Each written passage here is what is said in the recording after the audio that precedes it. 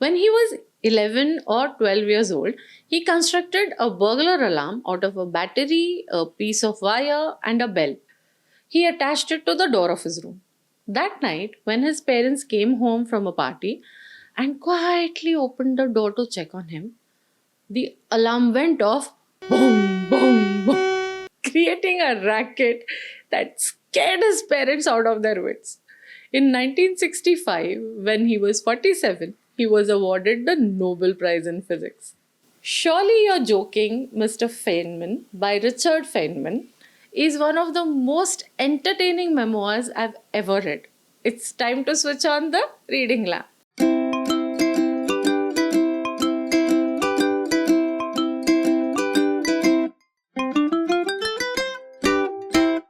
Hello, I'm Asavari, and on this channel, I review books and talk about reading in general. Shall we have a look at the details of today's book? Facts and Figures. Surely You're Joking, Mr. Feynman is a non-fiction book, a memoir of the popular science category by physicist Richard Feynman. It was first published in 1985 by W. W. Norton and Company and later by Random House UK. 368 pages long, available in paperback, hardcover, Kindle, and audiobook formats. The link to buy the book is in the first pinned comment and in the description below. Now, the actual contents of the book. But no spoilers, no worry. Just The cover story. Richard Feynman was born in a Jewish family in May 1918 in New York. As a school-going boy, he tinkered around with radios and other gadgets and built a laboratory in his own house. He was often asked to repair radios for other people. That was probably the first job that he did at 10 or 11 years of age. When you read about the things that he got up to, you realize that he had an insatiable curiosity and loved figuring out how everything worked and working with his hands even as a child. He studied at MIT and Princeton. There's a funny episode where he describes his first seminar at Princeton. His professor told him to present a theory in a small seminar, and he thought he would be presenting to fellow students and a few of his professors. Instead, it was attended by a number of top scientists who were visiting Princeton, including Pauli and Einstein. While he was at Princeton, he was recruited into the Manhattan Project. He worked at the Los Alamos Laboratory in New Mexico on the development of the atomic bomb. 1945. Remember Oppenheimer? The Los Alamos Laboratory was isolated for security reasons and there was very little to do in free time. Feynman amused himself by investigating the combination locks on the cabinets and desks of other physicists and staff members of the lab. He would spend hours cracking open the safes just for the heck of it. He earned quite a reputation as a safecracker. After that project, he returned to Princeton to finish his PhD. Later, he taught at Cornell for a few years, but he spent most of his years at Caltech. He also spent a sabbatical year teaching in Brazil, for which he learned Portuguese. In Brazil, he also learned to play the frigideira, a metal percussion instrument, and bongo and conga drums. So much so that he even played in amateur bands and orchestras. How he learned to sketch and draw and became an artist is another interesting read in the book. What's appealing is that he writes with complete honesty about all his escapades. It's not a biography or memoir in a linear sense. It's more like a self-portrait in words. I had fun reading this book, and I will tell you why I think you should read it too. Speaking My Mind. This book made my mind spin. There was so much to learn from this book, but I'll restrict myself to my top 3 takeaways from this book. Number 1, be fearless. I'll tell you outright that this book has physics references that were beyond my comprehension. Feynman is a Nobel Prize winning physicist, and my weakest subject in 12th grade was physics. In fact, I left it completely after 12th and went into biochemistry for my undergrad and postgrad. I never saw a physics textbook again. But what happened as I read this book is that Feynman's fearlessness began to rub off on me.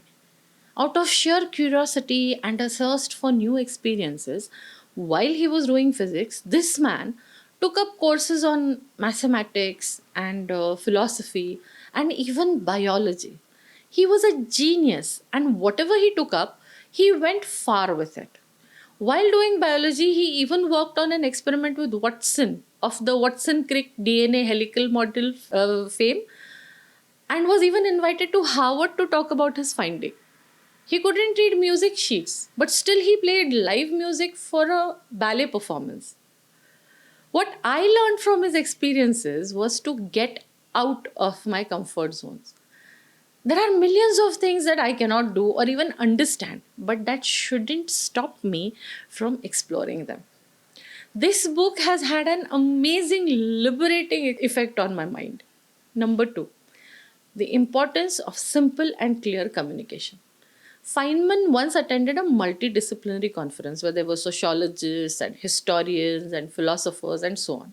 He found that almost all the attendees used a lot of complicated terminology and spoke in a way that sounded extremely intelligent but made very little sense to people outside their field.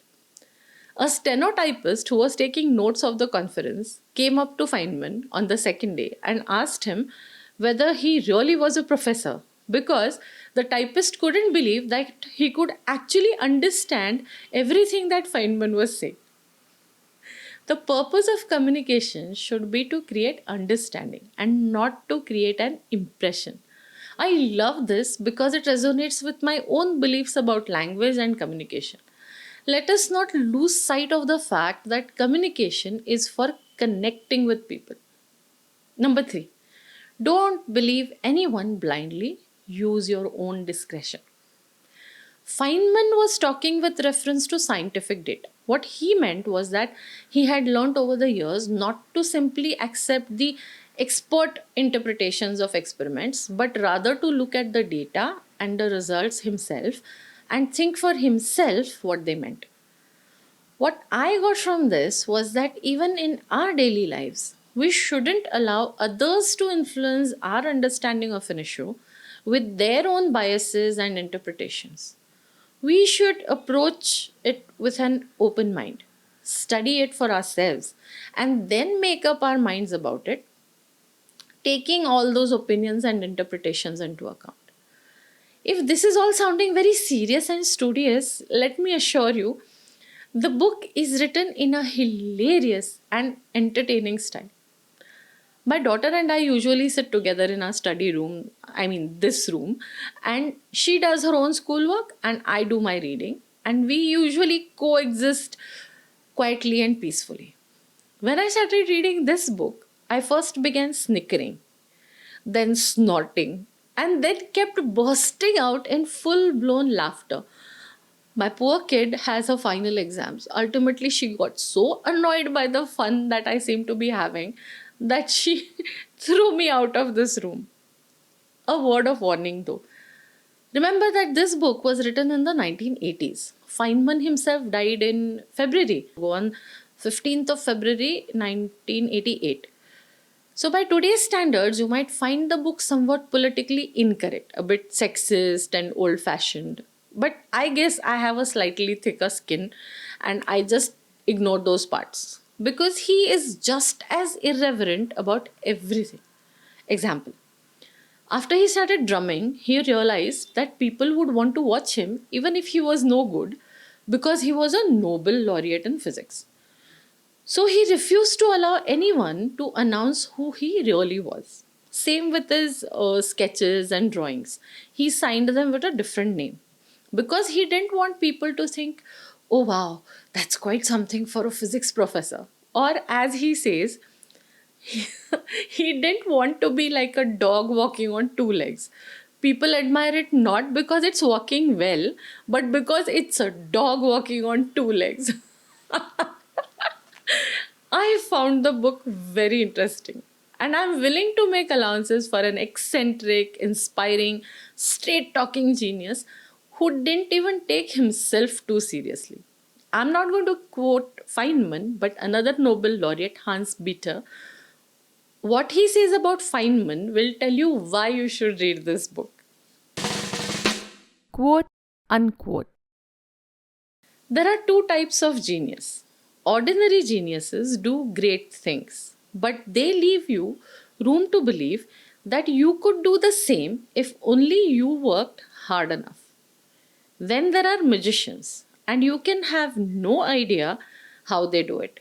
Feynman was a magician, and I feel lucky to have experienced some of that magic reading this book.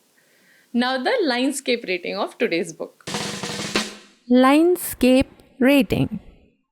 Up there is a link to the video that explains my LINEDSCAPE book rating system. Today, the different parameters get points from 7 to 10 because the plot is not linear, the writing is not always easy to understand, especially with the physics. So the overall score is a bit low at 82 over 100, which still makes it a 4.5 star a book, which is completely justified. Now it's time to put my thoughts. In a nutshell. Surely you're joking, Mr. Feynman is the memoir of theoretical physicist and Nobel laureate Richard Feynman.